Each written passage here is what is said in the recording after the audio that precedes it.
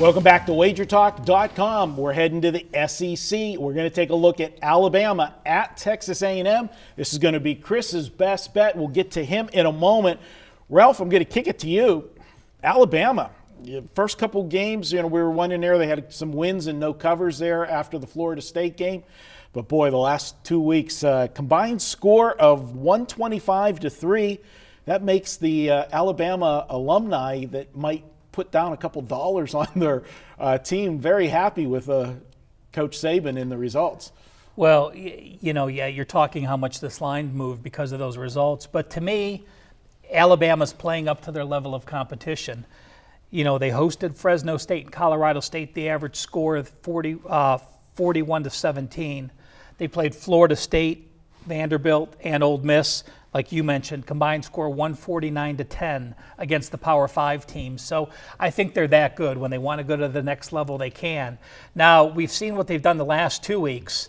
I won't be on this because it's very difficult to play to that level for 3 straight weeks, especially going on the road for the second time in 3 weeks. So for me, this is a wait-and-see game. Yeah, there's no question we talk about the stock market and you want to buy low and sell high. Well, right now it's as high as it's going to be on Alabama after those last couple performances. And Chris, I know this is your best bet, and I have a feeling that you being the guy that you like value and you look for value all the time, that you might not be on this Alabama team. Go ahead and tell us a little bit about who you got here and why. Well, as Ralph mentioned,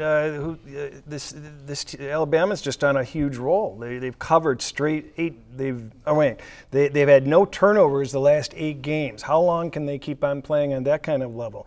They beat the spread by 41 and 35 points the last 2 games, and they're on an 18-8 against the spread run.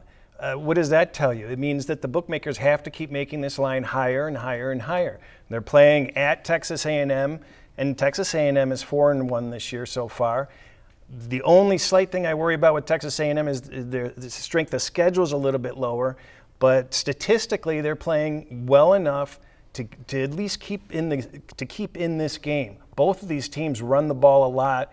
I think both of them have at least 65% of their yardage or more on the ground. That's going to slow the game down, hopefully. It's at Texas A&M, and as Ralph said, how long can they keep this intensity up?